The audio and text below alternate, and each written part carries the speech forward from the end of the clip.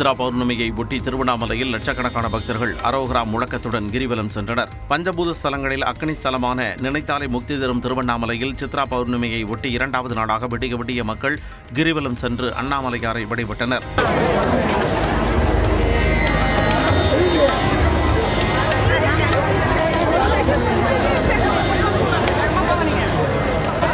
தமிழ்நாடு மட்டுமின்றி ஆந்திரா, தெலுங்கானா, கர்நாடகா உள்ளிட்ட மாநிலங்களில் இருந்தும் பக்தர்கள் அதிக அளவில் குவிந்து கிரிவலம் சென்றனர். பக்தர்கள் வருகைக்கு ஏற்ப பேருந்துகள் இயக்கப்படாததால் ஊர் திரும்ப முடியாமல் மக்கள் கடும் அவதிக்குள்ளாகினர்.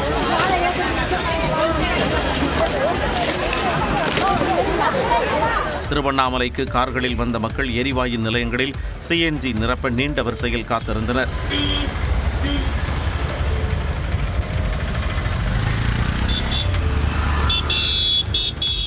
CNG தட்டுப்பாடு காரணமாக வாகன ஓட்டிகள் கடும் அவதிக்குள்ளாகினர்.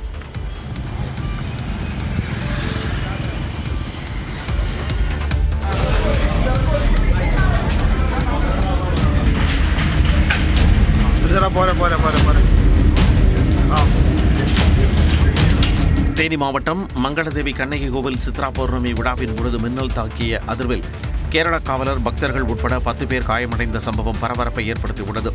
தமிழக கேரள எல்லை வெண்ணேற்றிப்பாறை மலையில் அமைந்துள்ள மங்களதேவி கண்ணகி கோவிலில் நேற்று சித்திரை முழுநிலவு திருவிழா விமர்சையாக நடைபெற்றது.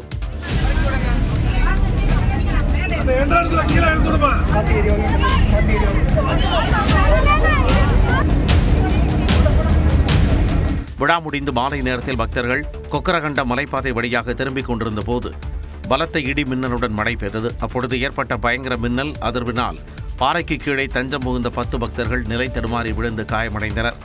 அவர்களை மீட்கச் சென்ற கேரள ஆயுதப்படை காவலர் அன்சாருக்கு கையில் எலும்பு முறிவு ஏற்பட்டது. காயமடைந்த அனைவரும் உடனடியாக மீட்கப்பட்டு குமுளி அரசு மருத்துவமனையில் அனுமதிக்கப்பட்டனர். இதில் பலத்த காயமடைந்த காவலர் அன்சார் மேல் சிகிச்சைக்காக கோட்டை மருத்துவமனைக்கு மாற்றப்பட்டுள்ளார். திருவண்ணாமலை மாவட்டம் சங்கத்தில் வளைகாப்பு நிகழ்ச்சிக்கு மதுபானம் வாங்கிய சித்தப்பாவை விடுவிக்க கோரி கர்ப்பிணி வளைகாப்பு கோரத்திலேயே காவல் நிலையத்தில் தர்ணா போராட்டத்தில் ஈடுபட்ட சம்பவம் பரபரப்பை ஏற்படுத்தியது. சென்னசமுத்திரம் கிராமத்தைச் சேர்ந்த முருகன் என்பவர் தனது அண்ணன் மகள் சந்தியாவின் வளைகாப்பு விழாவிற்காக மதுபானம் வாங்கி வரும் பொழுது மதுவிலக்கு போலீசாரால் கைது செய்யப்பட்டார். இதை அறிந்து தனது கணவர் கேசவனுடன் அமலாக்கப்பிரிவு காவல் நிலையத்திற்கு வந்த சத்யா திடீரென தர்ணாவில் ஈடுபட்டார். இதற்கிடையே வழக்கு பதிவுக்காக போலீசார் 50 மது பாட்டில்களை அடுக்கி வைத்து புகைப்படம் எடுக்க முயன்ற பொழுது ஆத்திரமடைந்த முருகன் பாட்டில்களை கீழே தள்ளி உடைத்ததால் காவல் நிலையத்தில் பரபரப்பு ஏற்பட்டது.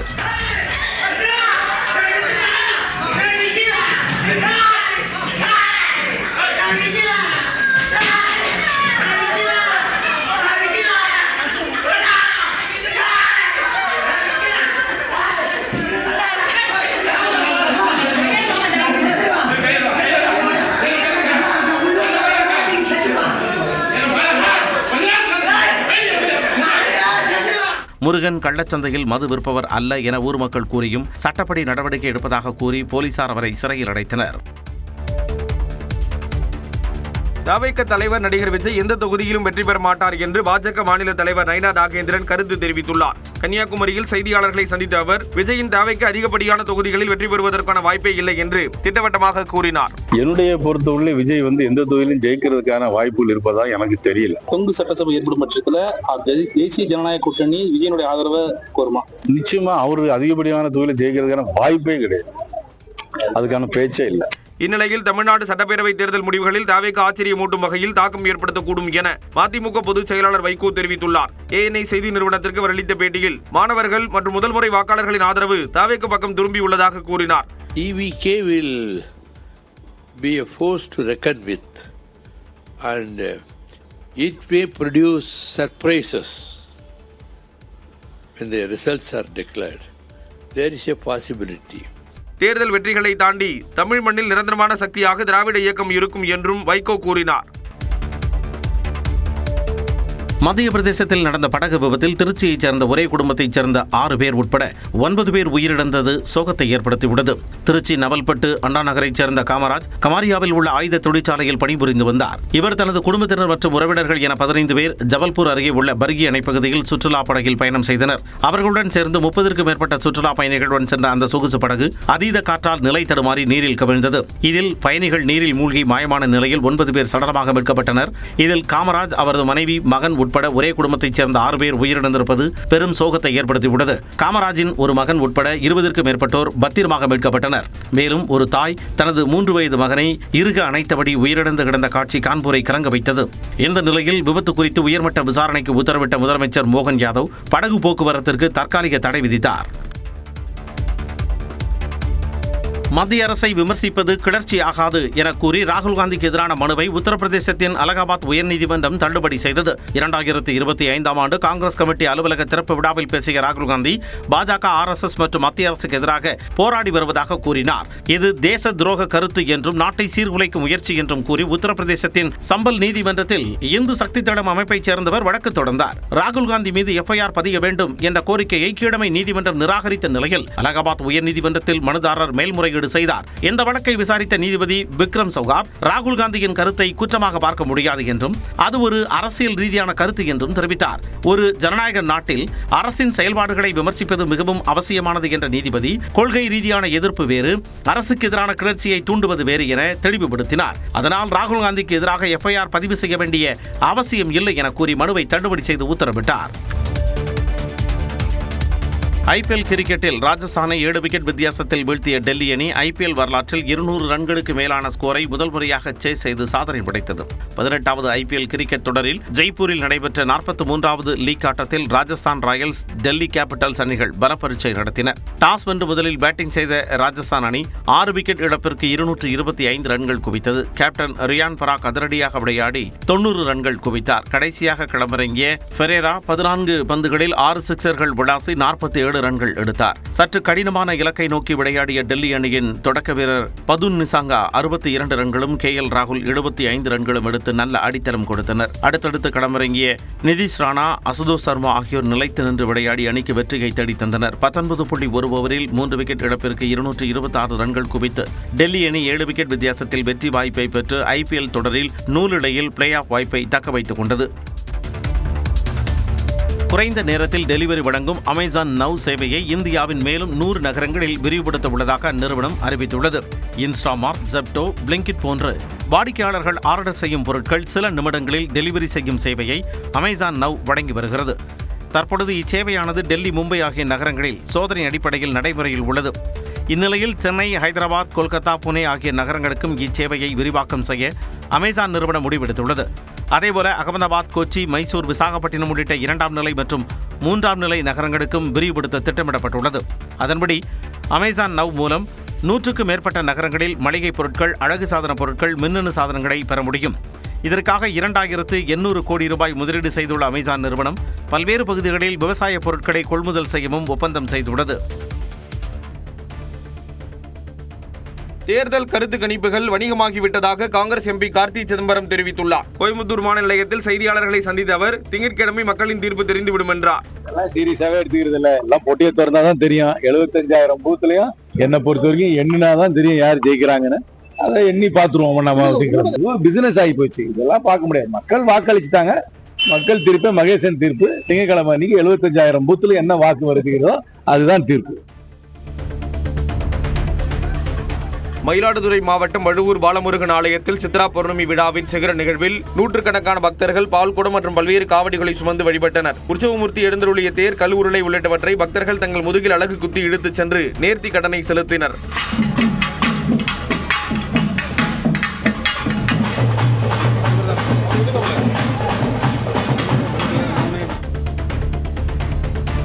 கோவை அடுத்த ஜங்கமன நாயக்கன் பாளையத்தில் உள்ள ராஜகணபதி கோயிலில் சித்ரா பௌர்ணமியை ஒட்டி வள்ளிகும்மி நிகழ்ச்சி விமர்சையாக நடைபெற்றது. 100க்கும் மேற்பட்ட பெண்கள் 3 மணி நேரத்திற்கும் மேலாக நாட்டுப்புற பாடல்களுக்கு நடனமாடினர்.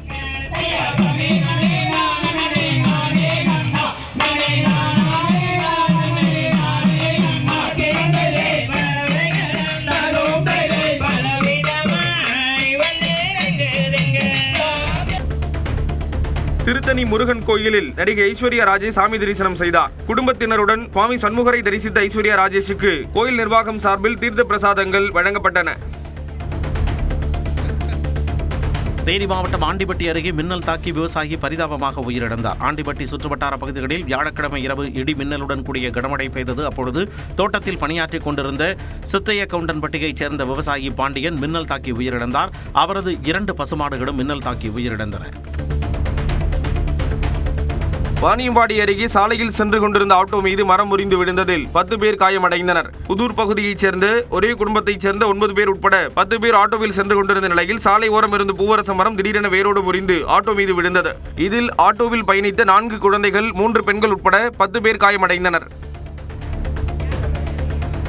திருப்பதி ஏழுமலையான் கோவிலில் சித்ரா பௌர்ணமியில் கருட வாகனத்தில் எழுந்தருளிய மலையப்ப சுவாமியை திரளான பக்தர்கள் தரிசித்தனர். சிறப்பு அபிஷேகம் மற்றும் தீபாராதனையை தொடர்ந்து தங்க கருட வாகனத்தில் மண்டபத்திற்கு புறப்பட்டு வந்த மலையப்ப சுவாமியை பக்தி கோஷங்கள் முழங்க மக்கள் வழிபட்டனர். கோவிந்தநாதா கோகுலபாலா குன்றினில் திகழும் மங்கை நிவாசா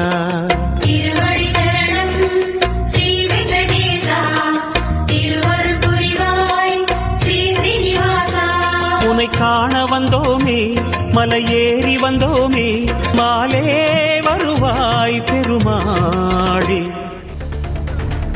திருப்பதி ஏழுமலையான் கோவிலில் நடிகர் சரத்குமார் வழிபாடு நடத்தினார். திருப்பதிக்கு மகள் வரலட்சுமி மற்றும் மகன் ராகுலுடன் வந்த நடிகர் சரத்குமார் VIP பிரேக் தரிசனம் மூலம் சாமியை கும்பிட்டார். அதன்பின் அவர்களுக்கு தீர்த்த பிரசாதங்களும் வேத பண்டிதர்களின் வேத ஆசையும் வழங்கப்பட்டன. கர்நாடக மாநிலம் பந்திப்பூர் புலிகள் காப்பக பகுதியில் சஃபாரி சென்ற சுற்றுலா பயணிகள் குடத்தில் புலி ஒன்று மிகவும் நிதானமாக ஓய்வெடுத்துக் கொண்டிருந்ததைக் கண்டு மிரட்சி அடைந்தனர். வாகனங்களை கண்டு அச்சப்படாமல் நீண்ட நேரம் தண்ணீரில் புலி ஜாலியாக இருந்ததை செல்போன்களில் வீடியோ எடுத்தனர்.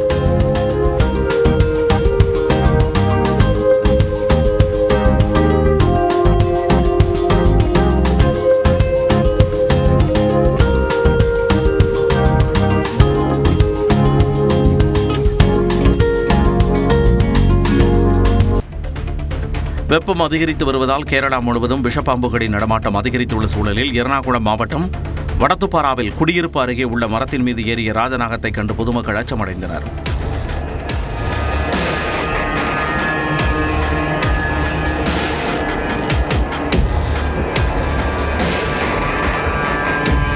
வனத்துறையினர் மற்றும் பாம்புபிடி வீரர் நீண்ட போராட்டத்திற்கு பிறகு ராஜநாகத்தை லாபகமாக பிடித்து பையில் அடைத்தனர்.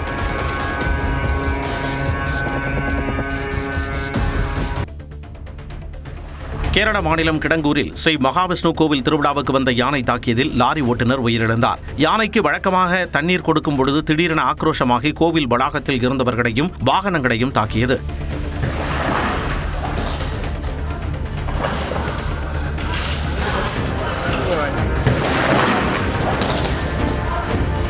இதில் யானையை அழைத்து வந்த லாரி ஓட்டுநர் உயிரிழந்தார். தலைமை பாகன் மற்றும் உதவியாளர் காயமடைந்தனர். பின்னர் வனத்துறையினர் வந்து மயக்க ஊசி செலுத்தி யானையை கட்டுக்குள் கொண்டு வந்தனர்.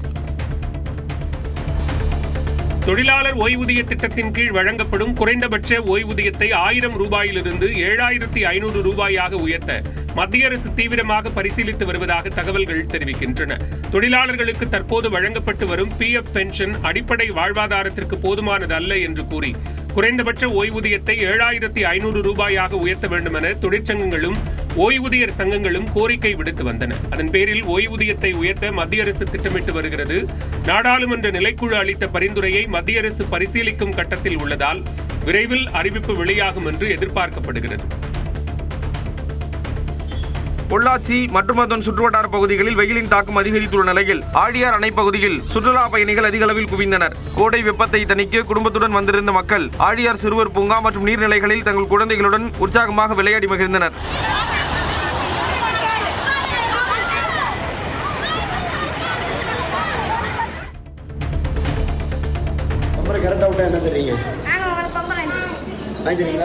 புதுக்கோட்டை மாவட்டம் விராலிமலையில் களப்பணியின் போது சிறுவர்களின் சவாலை ஏற்று முன்னாள் அமைச்சர் சி விஜயபாஸ்கர் பம்பரத்தை சுழலவிட்டு அசத்தினார்.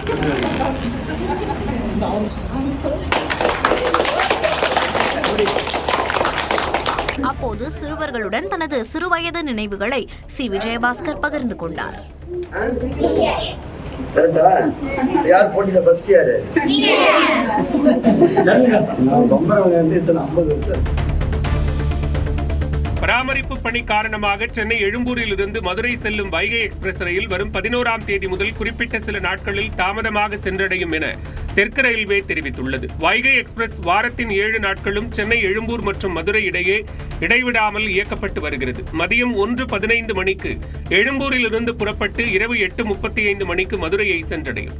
இந்த நிலையில் சென்னை கோட்டத்தில் தண்டவாள பராமரிப்பு மற்றும் தொழில்நுட்ப மேம்பாட்டு பணிகள் நடைபெறுவதால் வைகை எக்ஸ்பிரஸ் ரயில் சேவையில் மாற்றம் செய்யப்பட்டுள்ளது. அதன்படி இம்மாதம் 11, 14, 16, 29, 31 ஆகிய தேதிகளில் மதுரைக்கு 1 மணி நேரம் 10 நிமிடம் தாமதமாக சென்றடையும் என்று தெற்கு ரயில்வே அறிவித்துள்ளது. தேனி மாவட்ட காவல்துறையில் 8 ஆண்டுகளாக பணிபுரிந்து உயிரிழந்த மோப்பனாய் பைரவ் உடல் நல்லடக்கம் செய்யப்பட்டது. 2018 முதல் பணியில் இருந்த மோப்பனாய் பைரவ் உடல்நலக்குறைவு காரணமாக உயிரிழந்த நிலையில் காவல்துறை அணிவகுப்புடன் நல்லடக்கம் செய்யப்பட்டது.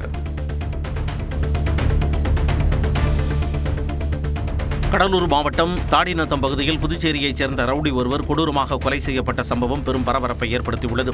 புதுச்சேரி கிருமாம்பாக்கத்தைச் சேர்ந்த புகழேந்தி மீது பல்வேறு கொலை உள்ளிட்ட குற்ற வழக்குகள் உள்ளதாக போலீசார் தெரிவித்துள்ளனர். இவருக்கு ரவுடி கும்பல்களுடன் முன்விரோதம் இருந்த நிலையில் தாடிநத்தம் வயல்வெளியில் உடல் சிதைந்த நிலையில் இறந்து கிடந்தார். தகவல் அறிந்து வந்த காவல்துறையினர் உடலை கைப்பற்றி கொலை செய்தது யார் என விசாரிக்கின்றனர். ஈரோடு மாவட்டம் கடம்பூர் அருகே மின்கம்பி அறுந்து விழுந்து விவசாயி உயிரிழந்த சம்பவம் சோகத்தை ஏற்படுத்தியுள்ளது. நந்தராஜ் என்ற அவர் தனது தோட்டத்திற்கு சென்றபொழுது கம்பி வேலி மீது மின்கம்பி அறுந்து விழுந்து கிடந்ததாக கூறப்படுகிறது. அதனை அறியாமல் அவர் தொட்டபொழுது மின்சாரம் பாய்ந்து நந்தராஜ் உயிரிழந்ததாக கூறப்படுகிறது. மதுரை அலங்காநல்லூரில் ஜல்லிக்கட்டு காளை கரிகாலனுக்கு பொதுமக்கள் கேக் வெட்டி பிறந்தநாள் கொண்டாடினர். ஜல்லிக்கட்டு போராட்ட காலகட்டத்தில் அலங்காநல்லூர் இளைஞர்கள் சிலர் இணைந்து சொந்த செலவில் இந்த காளையை வாங்கியிருந்தனர். தற்போது இந்த கரிகாலன் காளை பல்வேறு ஜல்லிக்கட்டு போட்டிகளில் கலந்து கொண்டு பரிசுகளை வாங்கி குவித்து வருகிறது. காளையின் பிறந்த நாளையொட்டி அன்னதானமும் நடைபெற்றது. கொடைக்கானல் அடுத்த ஆனைகிரி சோலை வனப்பகுதியில் மர்மமான முறையில் மூதாட்டி இறந்து கிடந்தது குறித்து காவல்துறையினர் விசாரித்து வருகின்றனர். ஆனைகிரி சோலை பகுதியைச் சேர்ந்த 74 வயது மூதாட்டி காய்கறி வாங்கி வருவதாக கூறி சென்ற நிலையில் வனப்பகுதியில் ஆடைகள் கிழிக்கப்பட்டு இறந்து கிடந்ததாக தெரிகிறது. மூதாட்டியின் சடலத்தை மீட்ட காவல்துறையினர் திட்டமிட்ட கொலையா அல்லது பாலியல் வன்கொடுமையா என விசாரித்து வருகின்றனர். மயிலாடுதுறை மாவட்டம் சீர்காழி அருகே நுங்கு விற்பனையில் ஏற்பட்ட தகராறில் இளைஞரை கொலை செய்த உறவினர் கைது செய்யப்பட்டார். மணல்மேடு கிராமத்தைச் சேர்ந்த உறவினர்களான மருதுபாண்டி, கார்த்திக் ஆகிய இருவரும் சூரக்காடு பகுதியில் சாலையோரம் நுங்கு விற்பனை செய்து வந்தனர். இருவருக்கும் இடையே பணம் கொடுக்கல் வாங்கல் தொடர்பாக பிரச்சனை ஏற்பட்டதாக தெரிகிறது. அப்போது கார்த்திக் ஆயுதங்களால் தாக்கியதில் மருதுபாண்டி சம்பவ இடத்திலேயே உயிரிழந்தார். ஓசூர் கெலவரப்பள்ளி அணைக்கு நீர்வரத்து அதிகரித்துள்ள நிலையில் ஆற்றில் கடும் துர்நாற்றத்துடன் ரசாயன நுரைகள் காணப்படுகின்றன. தென்பெண்ணை ஆற்றின் நீர்பிடிப்பு பகுதிகளில் சில நாட்களாக மழை பெய்து வருவதால் ஓசூர் கெலவரப்பள்ளி அணைக்கு நீர்வரத்து அதிகரித்துள்ளது. இந்நிலையில் நீர் வெளியேற்றப்படும் இடத்தில் வெள்ளை போர்வை படர்ந்தபடி குவியல் குவியலாக ரசாயன நுரைகள் காணப்படுகின்றன. கடுமையான துர்நாற்றத்துடன் ரசாயன கழிவு நீர் செல்கிறது.